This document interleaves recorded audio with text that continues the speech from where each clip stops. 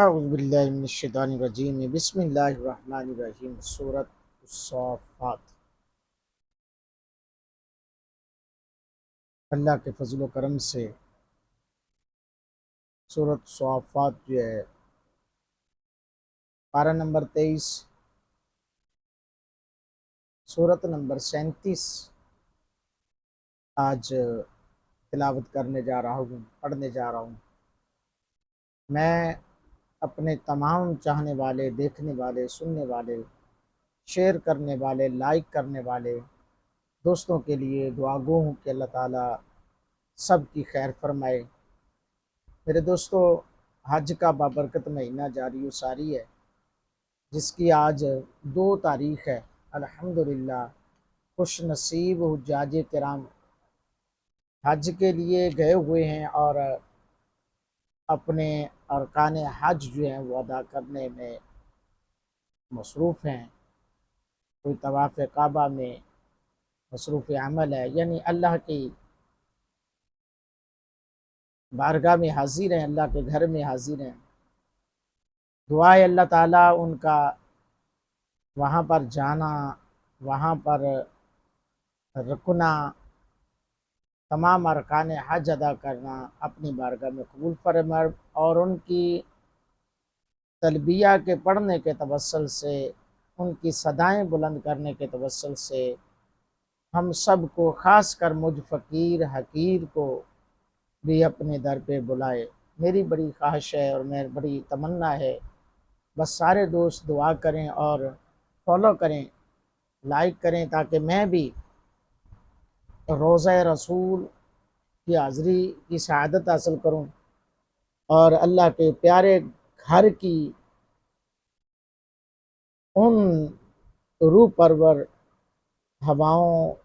اور ان روح پرور مناظر کی زیارت کرنے کی سعادت حاصل کروں۔ آمین ثم آمین۔ مجھے تمام دوست سپورٹ کریں تاکہ میں بھی اللہ کے گھر کی حاضری کی سعادت حاصل کر سکوں۔ اعوذ باللہ من الشیطان الرجیم،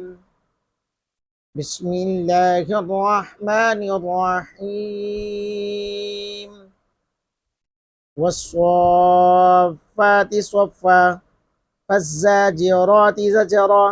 فالتاليات ذكرا إن إلهكم لواحد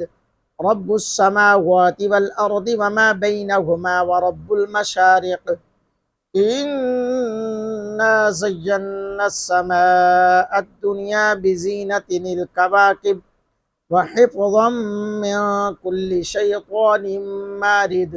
لا يسمعون إلى الملأ الأعلى ويقذفون من كل جانب دحورا ولهم عذاب واصب إلا من خطف الخطفة فاتبعه شهاب ثاقب فاستفتهم أهم أشد خلقا أم من خلقنا إنا خلقناهم من طين لازب بل عجبت ويسخرون وإذا ذكروا لا يذكرون وإذا رأوا آية يستسخرون وقالوا إن هذا إلا سحر مبين أإذا متنا وكنا ترابا وعظاما أإنا لمبعوثون أَوَآبَاؤُنَا الْأَوَّلُونَ قُلْ نَعَمْ وَأَنْتُمْ دَاخِرُونَ فإنما هي زجرة واحدة فإذا هم ينظرون وقالوا يا ويلنا هذا يوم الدين هذا يوم الفصل الذي كنتم به تكذبون احشروا الذين ظلموا وأزواجهم وما كانوا يعبدون من دون الله فاهدوهم إلى صراط الجحيم وقفوهم إنهم مسؤولون ما لكم لا تناصرون بل هم اليوم مستسلمون وأقبل بعضهم على بعض يتساءلون قالوا إنكم كنتم تأتوننا عن اليمين قالوا بل لم تكونوا مؤمنين وما كان لنا عليكم من سلطان بل كنتم قوما طاغين فحق علينا قول ربنا إنا لذائقون فأغويناكم إنا كنا غاوين فإنهم يومئذ في العذاب مشتركون إنا كذلك نفعل بالمجرمين إنهم كانوا إذا قيل لهم لا إله إلا الله يستكبرون ويقولون إنا لتاركو آلهتنا لشاعر مجنون بل جاء بالحق وصدق المرسلين إنكم لذائق العذاب العليم وما تجزون إلا ما كنتم تعملون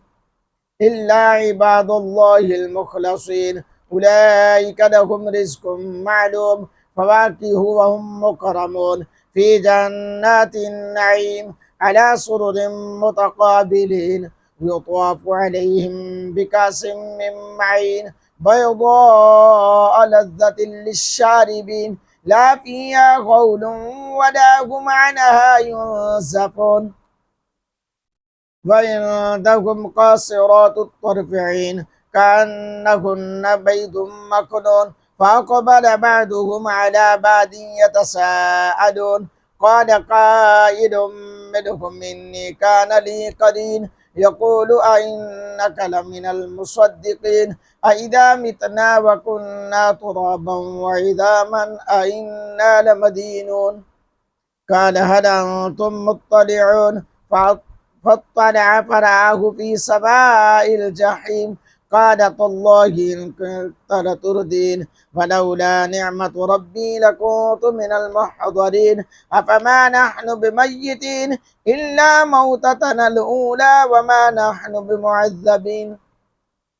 إن هذا لهو الفوز العظيم لمثل هذا فليعمل العاملون